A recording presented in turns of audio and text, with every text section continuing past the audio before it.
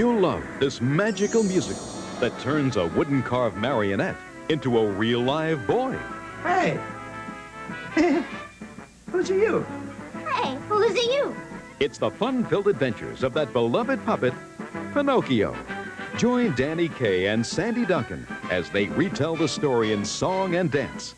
It's delightful entertainment for the entire family. Danny Kaye in Pinocchio. New on the Disney Channel, 3 wild and crazy guys. Wherever they lead us, our destinies lead us. Amigos, we're always together. We are the three. Steve Martin, Chevy Chase, and Martin Short. Wherever there is injustice, you will find The three amigos. And amigos forever will be. Tonight, don't be late for Haley Mills Let me guess. Hall terrorists? in the new comedy series, Good Morning, Miss Bliss, premiering Wednesday, November 30th.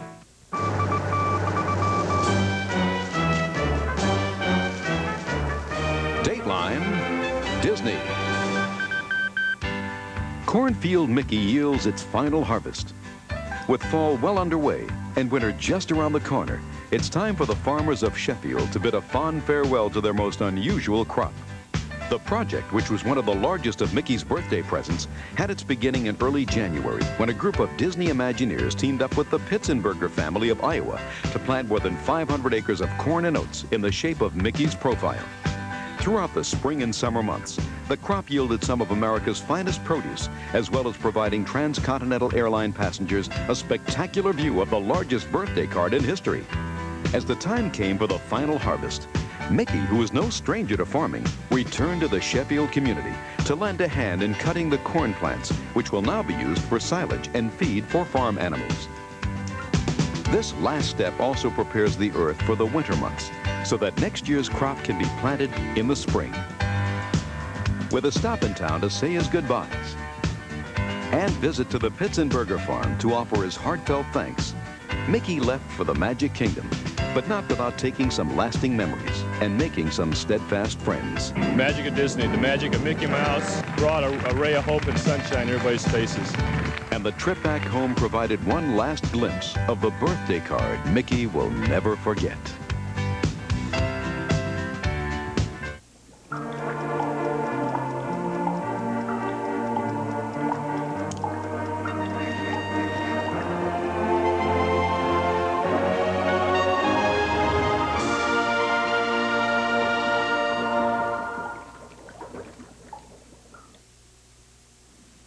Ideas for the present, dreams for the future.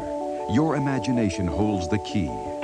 Walt Disney once said, the era we live in is a dream come true. But there are still plenty of avenues to explore. The Disney Channel invites you to join us now and imagine.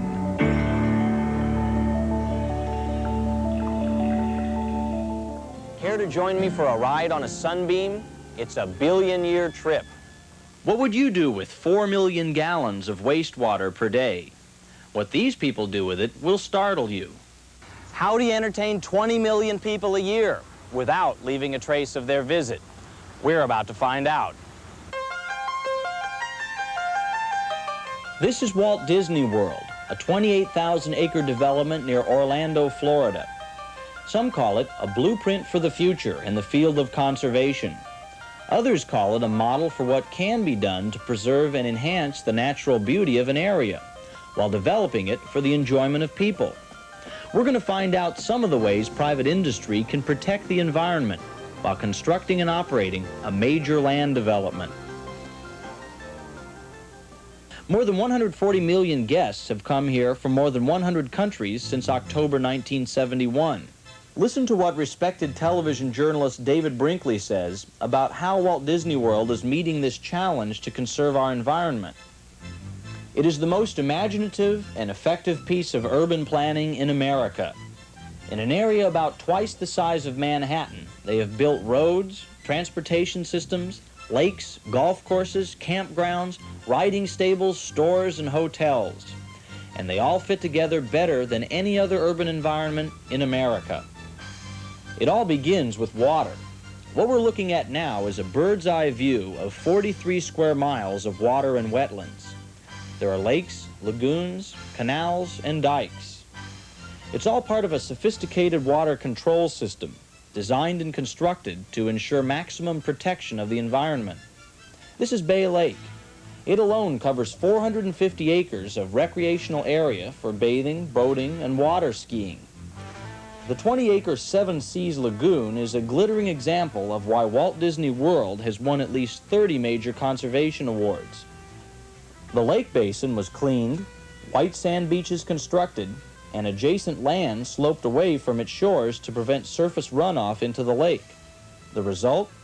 A clearing of the lake's water from 1/2-inch visibility to crystal clear depths of 16 feet. Automatic control gates regulate the distribution of water throughout the system, and the waterways are monitored by a U.S. satellite 23,000 miles above the equator.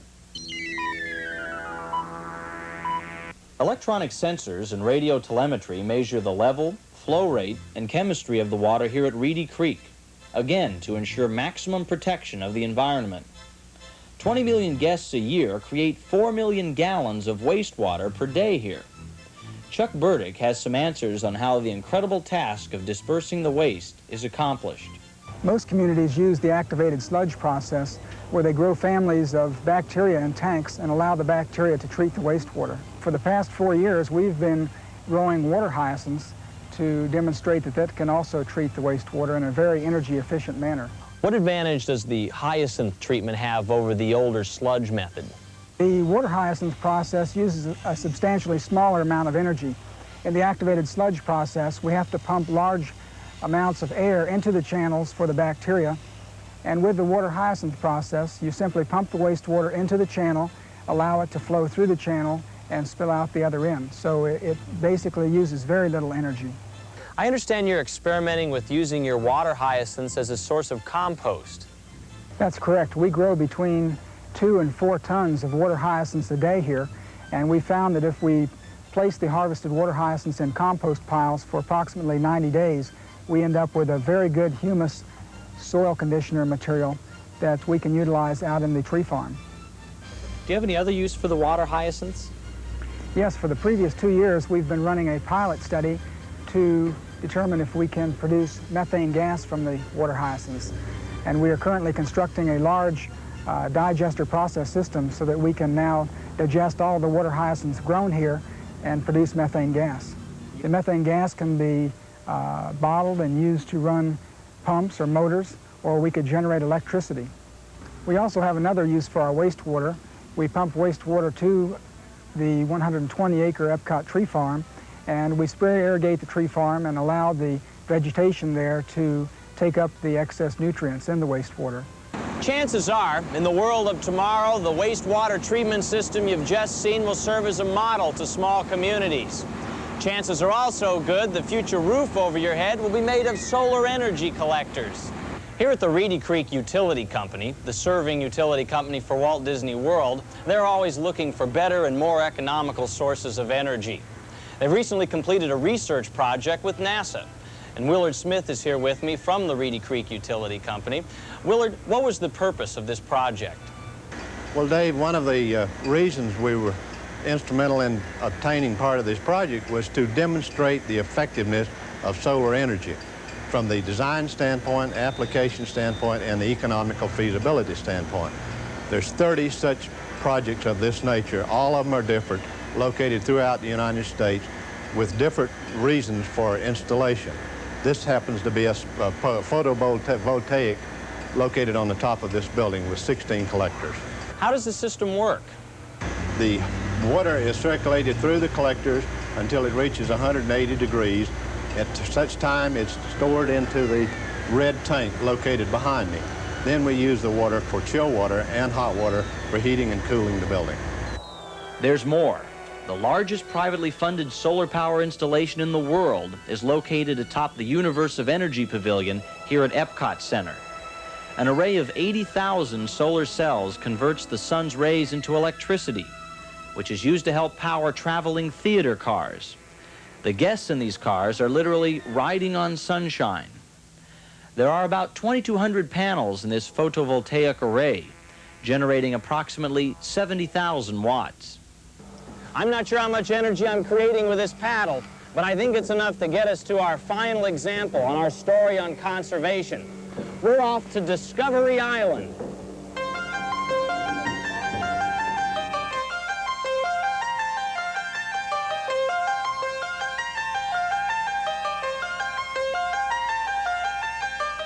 We're about to see some of nature's most spectacular flora and fauna. This is an 11-acre haven for more than 500 rare and endangered species from all over the world.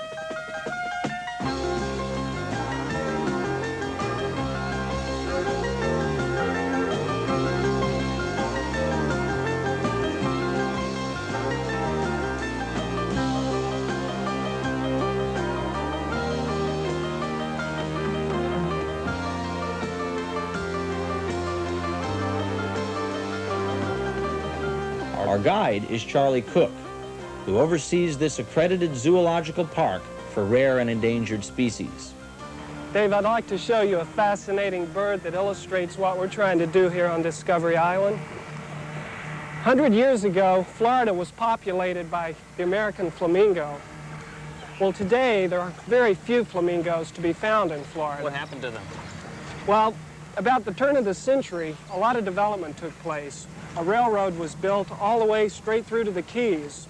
This upset the flamingo's habitat because they just can't tolerate the proximity of man. They flew back into a more restricted range and now are only found in the Caribbean basin. The closest flamingo colony is in the Bahamas. Well, what have you guys tried to do here? These flamingos in captivity reproduce. Because they're reared in captivity, they're not as afraid of people. When they're older, perhaps someday, as some people hope, they can be returned to the wild in Florida. And once again, they'll populate the lagoons and streams of South Florida. This is one bird everyone thinks of when they come to Florida, but it's a rare sight today. Sounds like a terrific program. Here in Flamingo Lagoon, we have 50 adult American flamingos, and this year they've produced 7 young chicks. Of 9,000 odd species of birds in the world, the flamingo is probably the most unique, the most exotic bird imaginable. The long neck, the long legs. The most common question asked about a flamingo is, why does it stand on one leg? Today we believe that's because the birds do that to conserve body energy or body heat. It becomes apparent that the bird's ankles flex forward or the knees bend in reverse. Well, actually, you're looking at the bird's foot. You're not looking at the flamingo's knee. The thigh of the flamingo is concealed under the wing. A flamingo's neck is extremely long, yet has the same number of vertebrae as other birds. If you watch a flamingo feeding in a shallow pond, he will appear to be dancing in a circle. His head will be placed underwater, and for a few seconds he will revolve in that position, stirring mud up, siphoning the water into his mouth, and expelling the water siphon-like or pump-like, straining out small microorganisms, algae, and so forth, which comprise its food. And within that is a rich vitamin which produces the red color in the flamingo. Dave, I'd like to show you another interesting species we get to work with here on Discovery Island. Scarlet ibis. I don't believe I've heard of the scarlet ibis. Where are they from? South America, Trinidad. It's the reddest bird for their size of any bird in the world. Very interesting looking bird. Are these birds rare? They are rare. Trinidad, Venezuela, their natural habitat, it's estimated 12 to 15,000 species remain in that region. How does breeding these birds differ from breeding the flamingos? I guess the key word is distance between us and the birds. We prepare the flamingos' breeding grounds, then we stand back and the birds take over and finish everything. We do not hand raise the flamingos.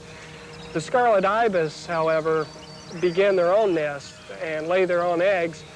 Then we intervene by taking their eggs, putting them in an incubator, hatching the young, and hand rearing them. Birds have a natural mechanism. If their eggs are taken, which happens in a storm or somehow the eggs are lost, they'll automatically relay. They'll lay another egg. By doing this, we can double or triple the number of offspring the birds can produce. So during mating season, every time an egg is laid, you take it, something inside the bird says, hey, I'll lay another, and you can get 2 or 3 eggs that way. It's amazing. As soon as we leave with the eggs, they go back to their nest, and within a few days, they have more eggs. Very cooperative. Will these rare and exotic creatures be with us in the world of tomorrow? It's all up to us, but they're getting a head start on survival here at Discovery Island.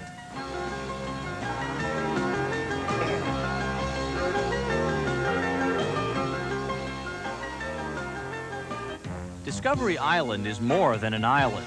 It's a way of life for a colony of life forms that will help link yesterday to tomorrow.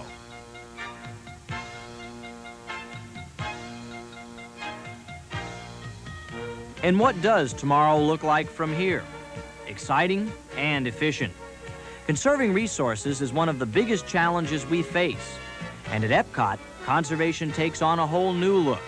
From experimental solar energy applications to a revolutionary trash disposal system that whisks waste papers and other burnables to a central site, where they're converted to heat energy. A network of underground utility corridors also serves all theme park structures. Employees, supplies, merchandise, and food are transported beneath the surface from service areas to restaurants and attractions without interfering with guest traffic above ground. That's why visitors to Epcot Center and the Magic Kingdom never see a delivery truck. Even costumes for 17,000 employees are in enormous underground tunnels. The monorail, a shining example of our evolutionary progress, is also a reminder of our need for vigilance in conserving our natural environment. Monorail passengers may marvel at the smooth and silent ride, but most aren't aware of the years of research that went into developing the pollution-free technology that made the monorail practical. Now the engineering techniques perfected here are being applied in other parts of the world. It hasn't been easy. Exhaustive ecological surveys have been going on since before ground was broken here, and they're still going on today. A joint 7-year study of long-range planning techniques was conducted by Walt Disney World and the U.S. Department of Interior. The results prove that progress can be made without sacrificing the beauty and dignity of the surrounding environment. I'm Dave Garrison.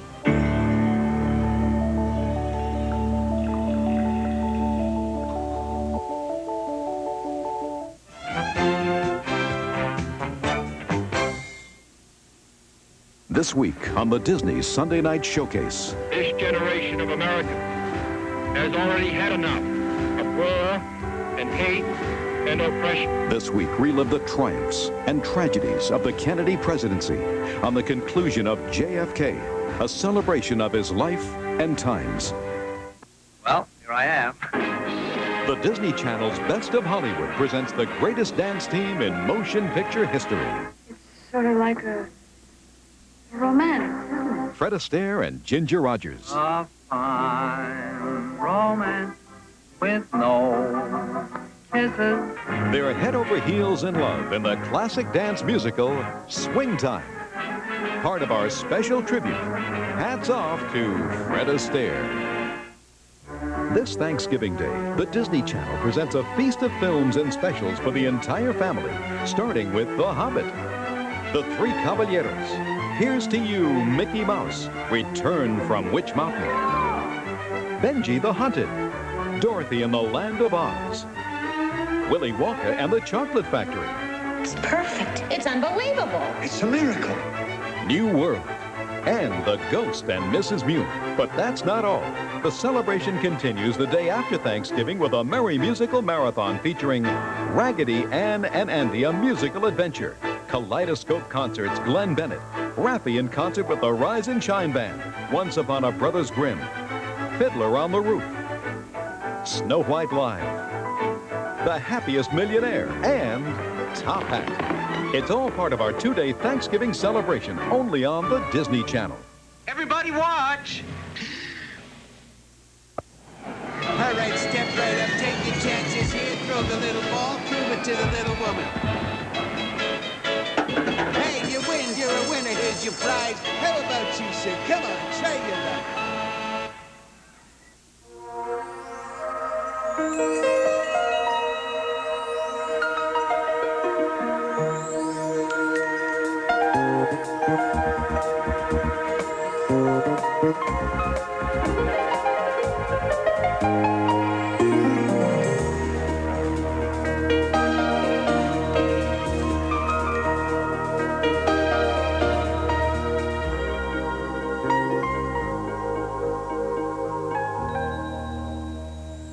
Next, Steve Martin, Chevy Chase, and Martin Short. They're the Three Amigos. Followed by Ron Howard and Amy Irving in the touching romance, I'm a Fool.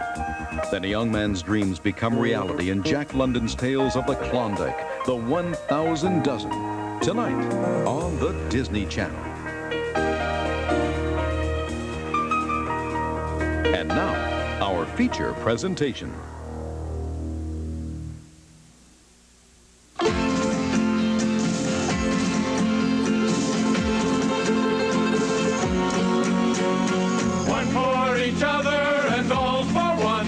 The three brave amigos are we, brother to brother and everyone, a brave amigo.